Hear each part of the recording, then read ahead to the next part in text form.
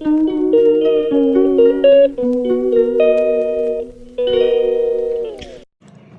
Friends, ಹೇಮರಗು ವ್ಲಾಗ್ಗೆ ಸ್ವಾಗತ ಸುಸ್ವಾಗತ. ಎಲ್ಲರೂ ಹೇಗಿದ್ದೀರಾ?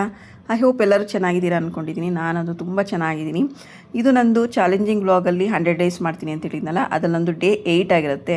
ಪ್ಲೀಸ್ ಎಲ್ಲರೂ ಕೂಡ ನೋಡಿ, ಫುಲ್ ವೀಡಿಯೋ ನೋಡಿ, ಎಲ್ಲೂ ಕೂಡ ಸ್ಕ್ರಿಪ್ಟ್ ಮಾಡಿದೆ ನೋಡಿ. ತುಂಬ ನಿಮಗೆ ಏನಾದರೂ ಒಂದು ಮಾಹಿತಿ ಇನ್ಫಾರ್ಮೇಷನ್ ವೀಡಿಯೋ ಕೂಡ ಇಲ್ಲಿರುತ್ತೆ. ಇದು ನೋಡಿ, ಮೊಳಕೆ ಕಾಳು ಕಟ್ಟಿದ್ನಲ್ಲ ನಾನು, ಹಿಂದಿನ ದಿನ ನೋಡಿದರೆ ನಿಮಗೆ ಖಂಡಿತ ಗೊತ್ತಿರುತ್ತೆ. ಡೈಲಿ ನೋಡ್ತಾ ಇದ್ದರೆ ನನ್ನ ವ್ಲಾಗ್ನ ಖಂಡಿತ ಗೊತ್ತಿರುತ್ತೆ.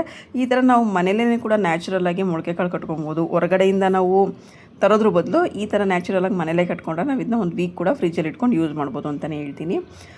ಮತ್ತು ಇದು ದೋಸೆಗೆ ನೆನೆಸೋಣ ಅಂತ ಅಕ್ಕಿ, ಉದ್ದಿನಬೇಳೆ, ಮೆಂತ್ಯ ಮತ್ತು ಅವಲಕ್ಕಿ ಅಕ್ಕಿ ನಾನು ದೋಸೆಗೆ ನೆನೆಸ್ತಾ ಇದ್ದೀನಿ. ಹಾಗೆ ಉಪ್ಪಿನಕಾಯಿನೂ ಕೂಡ ಅಷ್ಟೇ. ಇಳೆಕಾಯಿ ನಾನು 3 ದಿನದಿಂದ ಉಪ್ಪು ಹಾಕಿ, ಕಲ್ಲುಪ್ಪು ಹಾಕಿ ನೆನೆಸಿದ್ದೆ. ಯಾರು ನನ್ನ ವೀಡಿಯೋ ನೋಡ್ತಿರೋ ಖಂಡಿತ ಗೊತ್ತಿರುತ್ತೆ. ಇದು ನಾನಿವತ್ತು ಉಪ್ಪಿನಕಾಯಿಗೆ ಮಸಾಲೆ ಹಾಕೋಣ ಅಂತ ಮಾಡ್ತಾಯಿದ್ದೀನಿ. ಇದಕ್ಕೇನಿಲ್ಲ, ಜೀರಿಗೆ, ಮೆಂತ್ಯ ಮತ್ತು ಸಾಸಿವೆ ಇಷ್ಟನ್ನು ಕೂಡ ಸ್ವಲ್ಪ ಬೆಚ್ಚಿಗೆ ಮಾಡಿ ಅದೊಂಥರ ಅರೋಮ ಬರುತ್ತೆ. ಒಂಥರ ಒಳ್ಳೆ ಗುಡ್ ಸ್ಮೆಲ್ ಅಂತಲೇ ಹೇಳ್ಬೋದು. ಅರೋಮ ಬರುತ್ತೆ. ಅರೋಮ ಬರೋ ತನಕ ನಾನು ಸ್ವಲ್ಪ ಡ್ರೈ ಫ್ರೈ ಮಾಡಿ ಇದನ್ನು ನಾನು ಕುಟಾಣಿಲಿ ಹಾಕ್ಕೊಂಡು ಸ್ವಲ್ಪ ತುಂಬ ಫೈನ್ ಪೌಡ್ರ್ ಮಾಡ್ತಾಯಿಲ್ಲ, ಹಾಗೆ ಅರ್ಧಂಬರ್ಧ ಪುಡಿ ಮಾಡ್ಕೊಳ್ತಾ ಇದ್ದೀನಿ. ಇದೆಲ್ಲ ಹಾಕೋದ್ರಿಂದ ಉಪ್ಪಿನಕಾಯಿಗಳಿಗೆ ನಮ್ಮ ಅಜ್ಜಿ ಟೇಸ್ಟು ಮಾಡ್ತಿದ್ರಲ್ಲ ಉಪ್ಪಿನಕಾಯಿ, ಅದೇ ಥರ ಟೇಸ್ಟ್ ಬರುತ್ತೆ ಅಂತಲೇ ಹೇಳ್ಬೋದು. ನೀವೇನೋ ಟ್ರೈ ಮಾಡಿಲ್ಲ ಅಂದರೆ ಖಂಡಿತ ಟ್ರೈ ಮಾಡಿ. ನಾನು ಇದೊಂದು 3 ದಿನ ಹಿಂದೆ ವ್ಲಾಗಲ್ಲಿ ಹಾಕಿದ್ದೀನಿ. ಇದನ್ನು ಕೂಡ ನೀವು ನೋಡ್ಬೋದು, ಹೇಗೆ ನಾನು ನೆನೆಸಿಟ್ಟಿದ್ದೆ, ಎಷ್ಟು ಹಾಕಿದೆ ಅಂತ.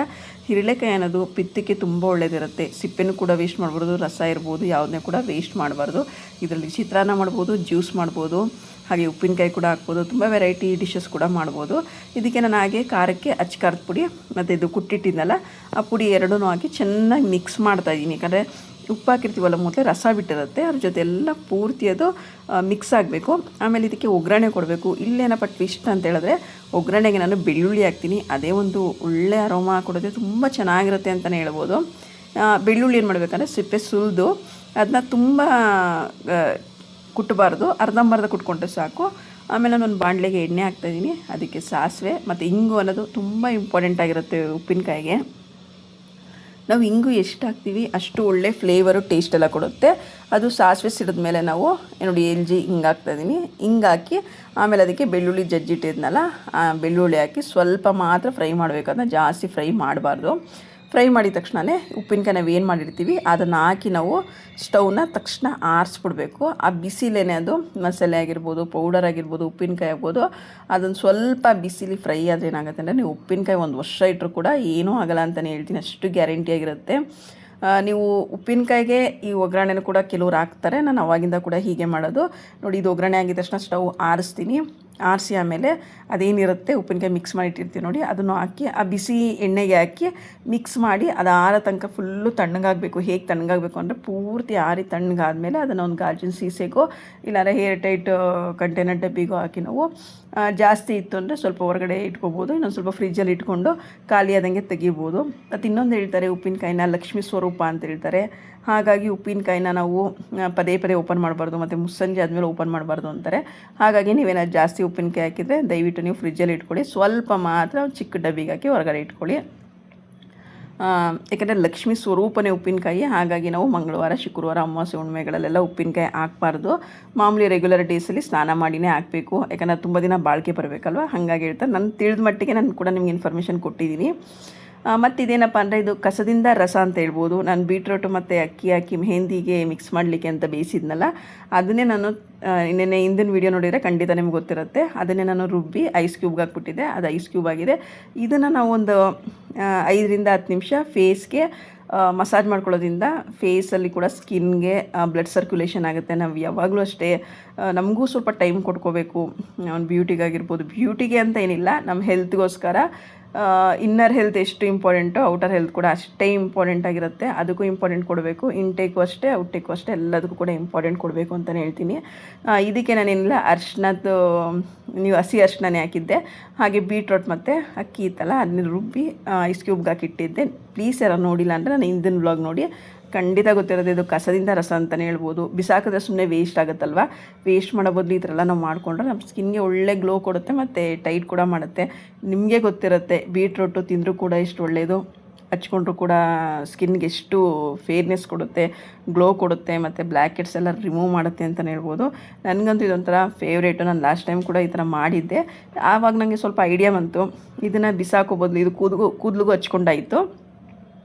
ಇದನ್ನು ಮಿಕ್ಕಿದ ನಾನು ಡಸ್ಟ್ಬಿನ್ಗೆ ಹಾಕೋ ಬದಲು ಈ ಥರ ನಾನು ಯೂಸ್ ಮಾಡಿದ್ರೆ ಅದು ಇನ್ನೂ ಸ್ವಲ್ಪ ಯೂಸ್ ಆಗುತ್ತೆ ಅಂತೇಳಿ ಕಸದಿಂದ ರಸ ಮಾಡುವ ಅಂತ ಯೋಚನೆ ಮಾಡಿ ಈ ಥರ ಮಾಡ್ತಾಯಿದ್ದೀನಿ. ಒಂದೆರಡು ನಿಮಿಷ ನಾವು ಮುಖಕ್ಕೆ ಫೇಸ್ ಮಸಾಜ್ ಮಾಡೋದ್ರಿಂದ ಮುಖದಲ್ಲೂ ಕೂಡ ಬ್ಲಡ್ ಸರ್ಕ್ಯುಲೇಷನ್ ಎಲ್ಲ ಚೆನ್ನಾಗಾಗುತ್ತೆ ಮತ್ತು ಸ್ಕಿನ್ ಕೂಡ ಗ್ಲೋ ಬರುತ್ತೆ. ತುಂಬ ಚೆನ್ನಾಗಿರುತ್ತೆ ಅಂತಲೇ ಹೇಳ್ಬೋದು. ನೀವು ಯಾರಾದರೂ ಟ್ರೈ ಮಾಡಿಲ್ಲ ಅಂದರೆ ಪ್ಲೀಸ್ ಟ್ರೈ ಮಾಡಿ. ಇದನ್ನು ನಾವು ಮಸಾಜ್ ಮಾಡಿಕೊಂಡು ಒಂದು 5ರಿಂದ 10 ನಿಮಿಷ ಸ್ವಲ್ಪ ಡ್ರೈ ಆಗ್ಲಿಕ್ಕೆ ಬಿಡಬೇಕು. ಡ್ರೈ ಆಗಿ ಬಿಟ್ಟಾಗ ಏನಾಗುತ್ತೆ ಅಂದರೆ ಎಲ್ಲ ಫೇಸ್ಗೆ ಅಬ್ಸರ್ವ್ ಮಾಡ್ಕೊಳ್ಳುತ್ತೆ. ಆಗ ಬರೀ ನಾವು ವಾಮ್ ವಾಟರಲ್ಲಿ ಫೇಸ್ ವಾಶ್ ಮಾಡಿ ಮಾಯ್ಚರೈಸರ್ ಹಚ್ಕೊಂಡ್ರೆ ಸ್ಕಿನ್ ಮಾತ್ರ ಸೂಪರಾಗಿರುತ್ತೆ ಅಂತಲೇ ಹೇಳ್ಬೋದು. ನೀವು ಕೂಡ ನೋಡಿ, ಏನಾದರೂ ಕಲೆಗಳಿದ್ರೂ ಮತ್ತು ಮೊಡವೆ ಕಲೆಗಳು, ಬ್ಲ್ಯಾಕ್ ಹೆಡ್ಸು ಎಲ್ಲ ಕೂಡ ರಿಮೂವ್ ಆಗಿ ಸ್ಕಿನ್ಗೆ ಒಳ್ಳೆ ಗ್ಲೋ ಕೊಡುತ್ತೆ. ಇಷ್ಟು ಚೆನ್ನಾಗಿರುತ್ತಲ್ಲ ಈ ಥರ ಎಲ್ಲ ಮಾಡ್ಕೊತಾ ಇದ್ದರೆ, ಏನೋ ಒಂಥರ ಖುಷಿ ಸಿಗುತ್ತೆ ಅಂತಲೇ ಹೇಳ್ತೀನಿ. ನೋಡಿ, ಇದನ್ನ ನಾನೊಂದು 5 ನಿಮಿಷ ಹಾಗೆ ಬಿಡ್ತಾ ಇದ್ದೀನಿ. ಫೇಸಲ್ಲಿ ಸ್ವಲ್ಪ ಅಬ್ಸರ್ವ್ ಮಾಡ್ಕೊಳ್ಳಿ ಅಂತ ಬಿಟ್ಟಿದ್ದೀನಿ. ಈಗ ಹೋಗಿ ಫೇಸ್ ವಾಶ್ ಮಾಡ್ಕೊತಿದ್ದೀನಿ. ನೀವೇ ನೋಡ್ತಾ ಇರ್ಬೋದು ಎಷ್ಟು ಚೆನ್ನಾಗಿದೆ, ಎಷ್ಟು ಗ್ಲೋ ಬಂದಿದೆ ಅಂತ. ಇದಕ್ಕೆ ನಾನೀಗ ಕ್ರೀಮ್ ಹಚ್ಕೊಂಡ್ರೆ ನಂಗೆ ಇನ್ನೂ ತುಂಬ ಖುಷಿಯಾಗುತ್ತೆ. ಯಾವಾಗಲೂ ಅಷ್ಟೇ ಸ್ಕಿನ್ನನ್ನು ನಾವು ಹಾಗೆ ಖಾಲಿ ಬಿಡಬಾರ್ದು, ಮಾಯ್ಚರೈಸರ್ ಹಚ್ಕೋಬೇಕು. ಯಾಕಂದರೆ ಇವಾಗ ಡ್ರೈ ಆಗುತ್ತಲ್ವ ಸ್ಕಿನ್ನು, ಹಾಗಾಗಿ. ಮತ್ತು ನನ್ನ ಮನೆ ಕ್ಲೀನ್ ಸ್ವಲ್ಪನೇ ಮಾಡ್ಕೊಂಬರ್ತಾ ಇದ್ದೀನಿ. ಯಾಕಂದರೆ ವೆದರ್ ಚಳಿ ಇದೆ ತುಂಬ, ಎಲ್ಲ ಒಂದೇ ಸಲ ಮಾಡ್ಕೊಳಕ್ಕಾಗಲ್ಲ ಅಂತೇಳಿ ಫ್ರಿಜ್ ಮೇಲೆ ಇದೆಲ್ಲ ಕ್ಲೀನ್ ಮಾಡಿ ಎಲ್ಲ ಅರೇಂಜ್ ಮಾಡ್ಕೊಳ್ಳೋಣ ಅಂತ ಮಾಡ್ತಾಯಿದ್ದೀನಿ.